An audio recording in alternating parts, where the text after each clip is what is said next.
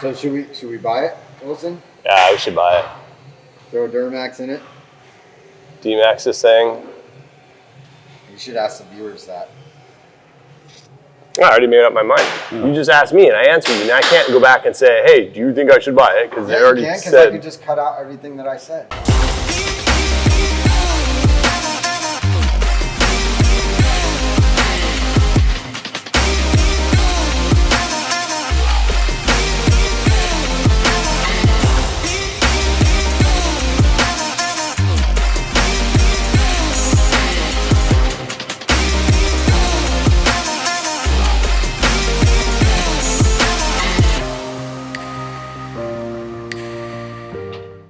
I'm just psychologically getting myself set up to work with you for the day.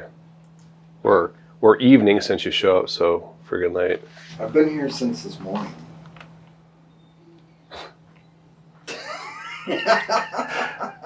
11:59 is not I was this here morning. 11:59. I was here at like 11:58 outside on the street corner. What do you got to show me? It's been a while. I've been sick. Yeah, you finally caught Corona, which is awesome. It's funny, Jason sends me a text, I can't make it in this week. Why not? I caught Corona. My response back was, ha ha. I still can't smell. Yeah, well, you deserve it because you were talking shit for a while about not catching Corona. I got Delta and Omicron. Delta sucked. I was better in like 3 or 4 days, but it was gnarly because it getting back out in the water surfing, I was like completely zapped of all energy. It was gnarly. So we got some sick trucks in here. This one is a good friend of mine. Used to live in Hawaii, and we went back and forth with building up a Duramax conversion for him. And we sent out a ton of parts to him over the years for his Humvees out there. And finally, he moved over here stateside. And he's like, you know what, let's just do the Duramax conversion. He's got another one coming in as well, I believe. But this is the first one we knocked out for him. It's a straight conversion, nothing like over the top as far as the Duramax conversion goes. Super, super clean Humvee. But we get a lot of calls from people asking how big of tires can I run? He went with 42s. These are bias ply, so extremely good off-road tire. Yeah, these are massive. Yeah, they're huge. But off-road purposes, bias ply is the way to go. Super strong. However, it develops flat spots. It takes a couple miles to warm up the tires and get past those flat spots. So it's like Fred Flintstone going down the road. It's just like, and you make a couple turns and the whole thing's just shaking all over. So long story short, it creates a flat spot. It kind of remembers that flat area where a radial has a bunch of metal radials like this that interlock. They go around almost like a mesh cage around it. And so it doesn't develop like that, Jason. So radials, if they separate, if the radial separates, that's where you get like potentially a blowout, a big bubble in the tire. Eventually that will turn into a blowout. So as far as putting this tire on like a sharp, jagged rock, no problem at all versus a radial. If you park this thing on a sharp pinnacle rock, it's possible if it was a radial, it could separate that radial. So oftentimes these are a little bit stronger, but you know, there's new technology out there, especially with a Kevlar sidewall that gives you a lot more protection. Long story short, Jason, you friggin' set me down a friggin' rabbit hole of BS story time. I really want to focus on the tire size. Yes, you do. So these are 42s. 42s are, honestly, in my opinion, they're just too big. My max tire size that I like to run are 40s. And the 42s, these are 42 by 14, 16.5 tires, factory rim size here at 16.5. So the advantage here is you can find a few bias ply tires out there that will fit the 16.5 still, where radials, it's few and far between. A lot of times they're military tires, kind of leftover, like the Goodyear Wranglers, like this one here. That's where you get into another problem. If you can find the right size tires, these are 37s, and if you do get them, they're radials, they're rad, they're 16.5s, but you got to look at the date code on it. And you get into the date code issues where it is beyond, where is the date code? Side of the right here. So, what, dude, Jason? What? So close, bro, so close. So that's what I was looking for, bro. So this is manufactured 35th week of 2016. So right there, you're at 6 years. That's an issue. So 6-year-old tire, you're right on the cuff of it being too old. I wouldn't go past 7 years for sure. And if it's my wife driving the car, I usually want to keep it like 4 years, 5 years, 6 years. Technically, these guys are probably still good. 7 years, I would swap out all the tires. So getting into this tire, they just don't manufacture anymore. So that's what a lot of people are running into, which is, you know, what do I do with tires? And so my buddy here went with 42s, and you can see the difference. The 42s are just massive. It's like past my hip here, and coming over here, you're talking up here. So the 42s literally would be right about here on the truck. Obviously lifting the hood up. Yeah, but them sitting next dude, you could see how much higher the hood's. Yeah, you've got like friggin' Papa Bear over here and Mama Bear over here. Yeah. Huge difference. It's the stance looks insane. You put them side by side, this thing is just a beast, but they really don't fit very well. It's really tight over here, under compression. It's gonna hit the airbox. I know that for a fact. Driving around on city streets and you don't take a curb too fast or like a heavy bump in the road, you'll be fine. You're not gonna hit this airbox. But on a little bit of a turn, what's gonna happen is this tire here is gonna come up and hit the airbox, which is your air filtration system right here. There's another problem over here, so check this out. This is, it's a little tight for you to come over here, but you're pretty skinny. Come on back here. So it's rubbing the exhaust system. He's gonna take care of that when it gets back home. But really, this fording kit should come off and should Dude, so I you're could show them. so, like, So I can show them where it rubs. Okay, where's it rub? honestly, Wait, where does it I got rub? it, like, Where does it rub? I need some type of compensation just working with you. Like Wait, hazard show me where pay. it rubs. Show me where it rubs. I had to come over. Harassment pay, just dealing with you. Mental, I want harassment pay, mental anguish pay, Wait, where's it rub? Oh, right there. probably some disease pay, like hazardous that's waste not material. So it rubs right here. We got it pushed back the best we could without actually redesigning all that. He decided, you know what, don't worry about it. I'm gonna redesign the exhaust system anyways when I get it home. So that's an issue with 42, so expect that. You can make it work. You're gonna have to have a 2-inch body lift for sure on this guy. And again, you can see how rad it looks. It's awesome, but you just don't have a lot of room on here. These are also really soft springs. These are aftermarket Humvee springs that he threw on here, and they really don't give the proper spring rate on this setup because it does start to wallow a little bit with these tires. So with stock size tires, probably no issues at all, but with these guys, it's got a few issues. So rad tires, expect you're gonna have some fitment issues, and you can work around that. I don't like recommending it to people, but because you're gonna have some rubbing issues here and there. The other thing too is if you're planning on running 42s, run the stock rims. Don't try to run aftermarkets because aftermarkets typically have a little bit wider offset. You get a bigger, wider offset on this thing, it's definitely gonna tear up your airbox because this rim's gonna come out here, the whole setup is gonna come out here, and when it turns in, it's gonna come in sharp into this area here. You will 100% hit. In fact, we had that black truck, I think on the last vlog I showed you. It's right here. You can see this guy. So this is obviously an extreme situation. These look like 38. Yeah, 38, 15, 5. So they are wider, but the offset is just absolutely ridiculous. So with that wider offset, that's where it's hitting this. That's where we found all this Bondo on here. I think I've already picked off most of it, but that's from our meth head repair shop. So yeah, that's what's gonna happen with the 42s on here. It's just gonna come in here and hit that. This is another insane truck. What's pretty cool is it has a little bit of history with us with the turret system. So when the US made the push from Iraq into Afghanistan, That's when we ran into some issues, because at that point, the turret system started getting overloaded. The terrain in Afghanistan was completely different from Iraq. The turret gearbox was not able to keep up with the turret and the weight of the turret and all the armament that's gone on from the process of, counteracting all the insurgents and the war in Iraq. So what happened is that turret system got heavier and heavier. And when that happened, the turret gearbox failed. So a group called Dev Group came to us.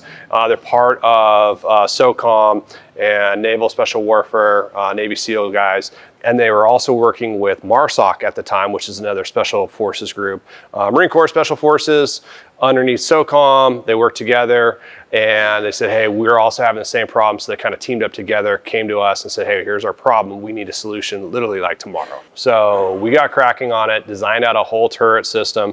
About a week later, we had a turret gearbox that was a solution. You know what, we have a ton of footage. Jason, throw up some footage of the turret gearbox in action.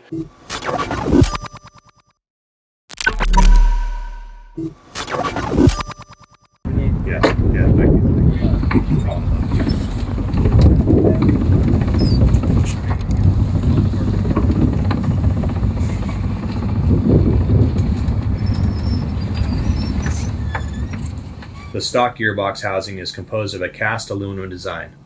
The Predator heavy-duty gearbox is manufactured from a much higher quality, aircraft-grade 6061 billet aluminum. This design eliminates torsional flex that the stock design experiences, thereby improving reliability. The housing also incorporates a unique rebuildable design, allowing for a serviceable gearbox, which greatly reduces costs.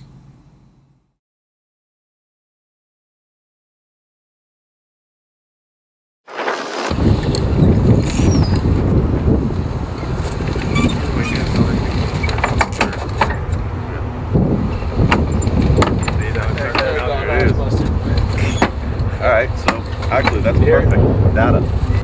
That's perfect data to show a brand new one how quick it broke. Maybe, if that. Hey, that was brand. Alright.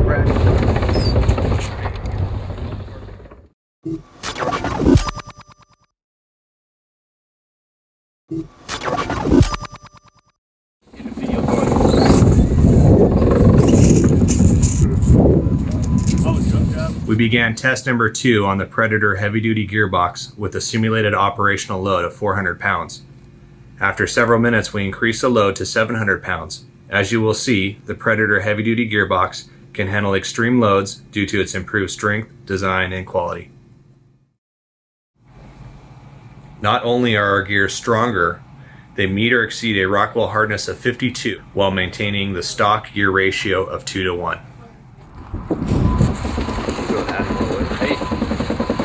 Trying to break this before I go to curl? The stock turret gearbox assembly has a gear load rating of 74 inch-pounds compared to the Predator heavy-duty gearbox with a load rating of 148 inch-pounds. This gives the Predator design a 100% increase in strength over stock. The advantages with the Predator heavy-duty gearbox is that it's a direct bolt-in replacement, reduces cost by replacing the main failure point of the turret, no need to replace the entire assembly when the gearbox fails, increased service life, further decreasing costs, rebuildable design for preventive maintenance, improved survivability rate, and it's designed exclusively for the turret gear assembly. Also unique to the Predator heavy-duty gearbox is the shaft design. We've used larger internal diameter shaft for increased load, as well as optimal bearing placement for increased stability and strength over the stock version. I'm just waiting for it to break, but It doesn't skip or anything, huh? yeah. It's good. Let's pull the weight off though. Let's kind of like show how much weight was in it. It's very enough.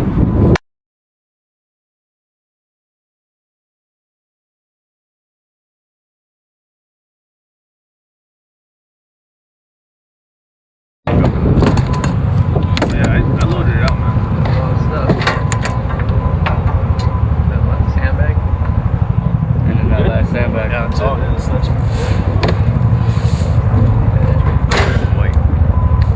Well, you're looking at what, 70 pounds for a sandbag? Yeah.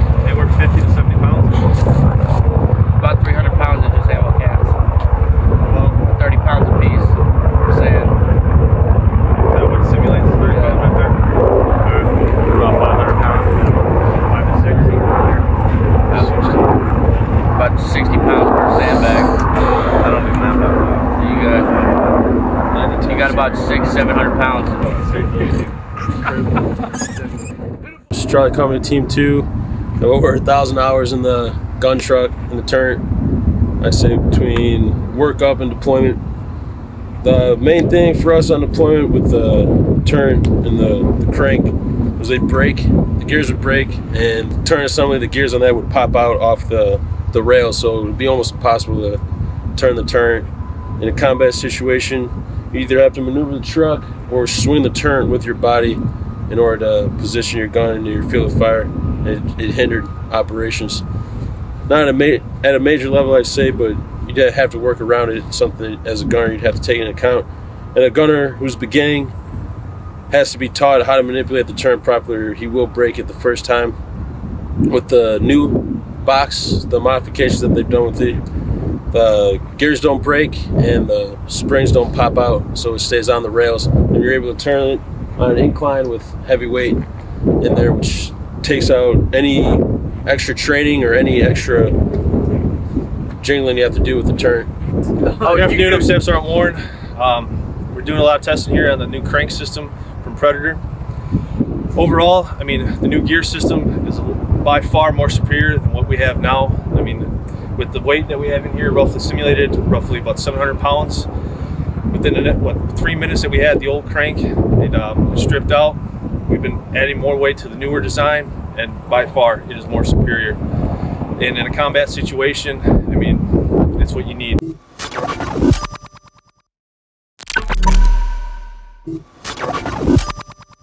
In the process, we found out that the factory turret gearbox was sourced from China. The entire gearbox was sourced from China. We opened it up, which isn't rebuildable, but we opened it up, took a look inside, Chinese stamp parts all over it. It was complete junk. They also stated they had these claims on there as far as hardness on the gears, and that was also not met. So having it manufactured in the States makes a huge difference because you can control the quality of it. We came out with hardened gears. The gears were something like 35% bigger, 100% engagement. The other ones were so sloppy that they weren't fully engaging, so they're stripping teeth, shattering the gears on the inside. But we took it a step further and we actually made it fully rebuildable. We couldn't make this system fail, but if it did fail, what's gonna happen? That means the main gun system, main weapon system on a Humvee is down, and that's laying out suppression for everybody else. If that guy goes down, it is critical. That was our concern. Now, in all of our testing, we couldn't get one to fail. Ultimately, we designed it so that it's fully rebuildable. So in a matter of about 35 seconds, I think, you can actually replace all the gears in there. You pop off the cap, pull out the gears, drop in new gears, and you're good to go. So we actually supplied kits to SOCOM for their turret gearbox, or replacement turret gearboxes that we designed and built for them. So a huge upgrade, and from that point on, they didn't have any issues. It ran absolutely flawless. A ton of systems went overseas, immediately airshipped out, and started making a big difference. But this one's even a little bit different. So this is the next generation. So we had a solution for the problem. At that same time, they were working on replacing it with an automatic turret, actually an electronic turret. And that's what we have here today, which is really cool. Wait, so does that spin? Oh yeah, it spins. Can I get in it and it spin? No, you're not allowed inside the truck. You are not allowed inside the truck. But I want to spin in the turret. No. Can you get in the turret and have it spin? Like seriously. Show like, how it works. Mental anguish dealing with this guy. What's up, Jason? What's up?